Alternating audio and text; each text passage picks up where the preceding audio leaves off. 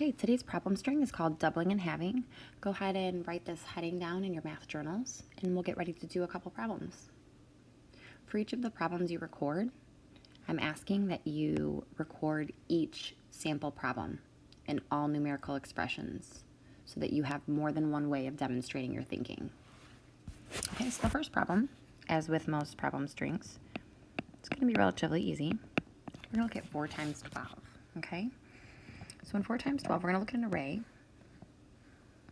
Okay, some of you might be able to look at 4 times 12 and very simply say, okay, well, I know, 2 groups of 12 is 24, and 2 groups of 24 would be 48, and that's the same as 12 times 4. And that would make 12 times 4, 48, okay? And you can demonstrate this equation with your array by just writing it down underneath. Okay, one easy peasy way of demonstrating that.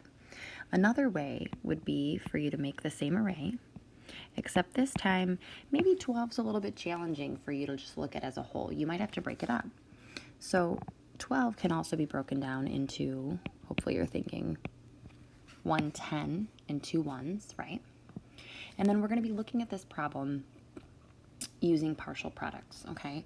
So we have our 4 times 10, which is 40, and we'll take our 4 times 2, which is 8, and we'd be adding those two partial products up to get our answer.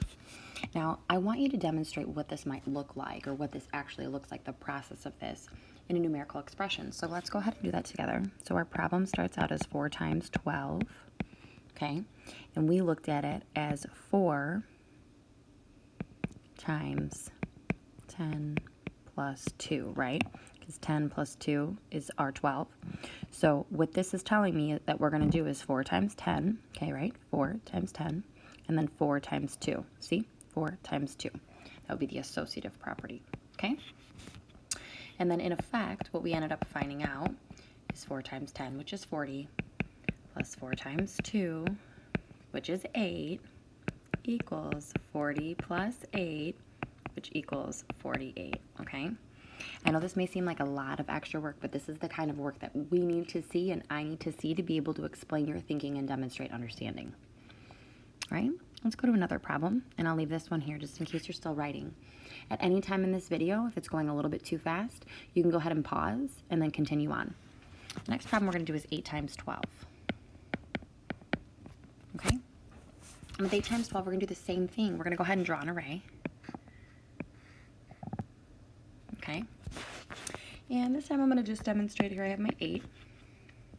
And instead of doing the 12, I'm going to go ahead and I'm going to do the same thing as we did last time and do a 10 and 2. I'm going to break up that 12 into 2 pieces, okay? Because it's going to be easier for me to add these 2 partial products up. So I'll go ahead here and do 8 times 10, which is 80. And then 8 times 2, which is 16. Okay? And if I add these 2 together, 80 and 16, I should have 96. So to demonstrate my thinking one more time, I'm going to show it. 8 times 12 is the same as multiplying 8 times 10 plus 2, right? Which equals 8 times 10 plus 8 times 2, which is 80 plus 16. Again, I've demonstrated all of my work here just in a numerical expression. Okay, let's do the same problem again, but let's use the doubling and halving feature. Ooh, let's try that out again. There we go. All right, so here I have my 12, okay?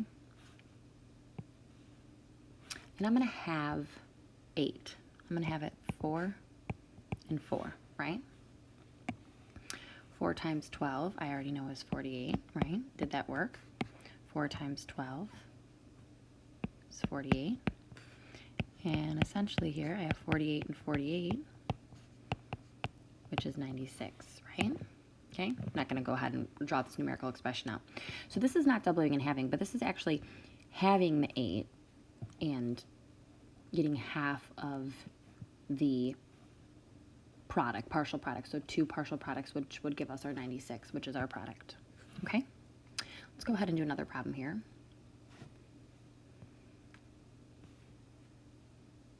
do 8 times 6.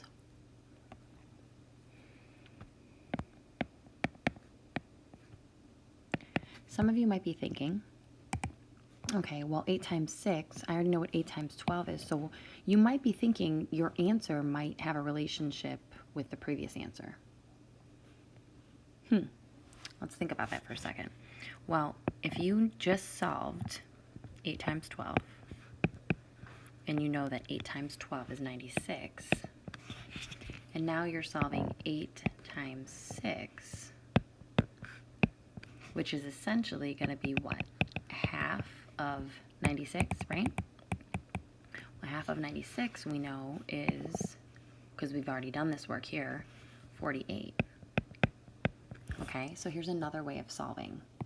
Again, you'd have to be able to explain why. You couldn't just have this array. You'd have to be able to explain, but this is a visual model that would be easy to explain. Okay, another problem you have here is 6 times 16. Let's go ahead and do that one.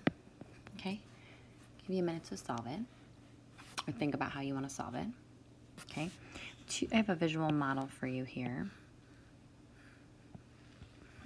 So we can do, let's just say 6, and we'll do 8 and 8, because that's going to be easy, right? If you know what 6 times 8 is, which hopefully you know is 48, that obviously 2 times, right? And 48 plus 48 equals 96, or you can say 48 times 2 equals 96. Okay? So this was our problem string for today, and what we've done is I've modeled a couple ways that you can demonstrate your thinking using numerical expressions, visual models, an array, right? Comparing two different models, doing the same problem multiple ways. You can add your partial products up just to demonstrate your thinking and show where your answer came from on your visual models. That is another way of expressing your thinking. Okay? But these are your notes for right now. Go to the next slide, and I will help you get through the next problems.